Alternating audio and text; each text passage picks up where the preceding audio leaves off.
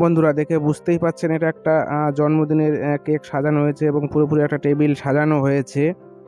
টেবিলে সব কিছু দেওয়া হচ্ছে, একটা কেক আছে, পায়েস আছে, স্ন্যাক্স কিছু আছে। তো জন্মদিনের টেবিল পুরোপুরি সেজে উঠেছে এবং দেওয়ালে যে হ্যাপি বার্থডের যে লেখাটা সেটাও আছে, কিছু বেলুনও সাজানো হয়েছে। তো বুঝতেই পাচ্ছেন এটা কার জন্মদিন। তো জন্মদিনের প্ল্যানিংটা ছিল না, তো পুরোপুরি একদম ঘরোয়াভাবে এটা জাস্ট আমরা নিজেরাই করেছিলাম। এটা জন্মদিনটা হ্যাঁ আমারই ছিল, আমার মিসেস পুরোপুরি এটাকে সাজিয়ে গুছিয়ে তৈরি করেছিল। তো তারই ভিডিও একটা আমি জাস্ট তৈরি করেছি। দেখুন যে ভালোই সারপ্রাইজিং কেক একটা এনেছিল, আমি জানতাম না কেকটাও এনে না আগের দিনে রেখে দিয়েছিল ফ্রিজে।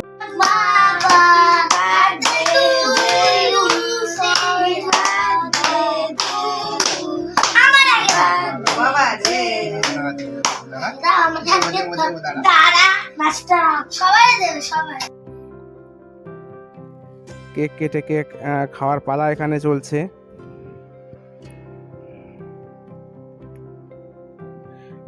এদিকে ফটোশ্যুটও হচ্ছে, তো সেই জন্য দুষ্টু মিষ্টি খুব একটু আনন্দিত হচ্ছে। এই যে মিষ্টির গালে একটু কেকটা আমি দিচ্ছি, তারপরে দুষ্টুর গালে আবার দিয়ে দিচ্ছি কেকটা।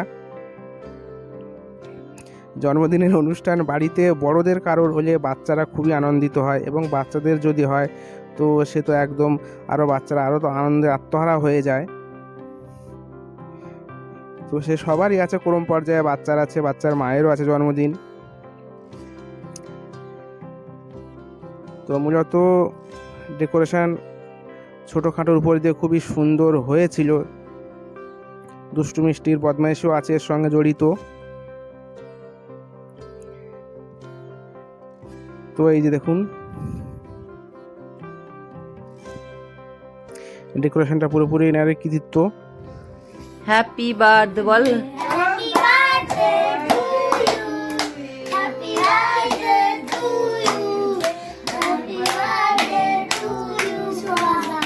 অনবরতরা হাততালি দিয়েই চলেছে। তো ভালো লাগলে অবশ্যই একটা লাইক করে যাবেন, পাশে থাকার জন্য অবশ্যই সাবস্ক্রাইব করবেন। ধন্যবাদ।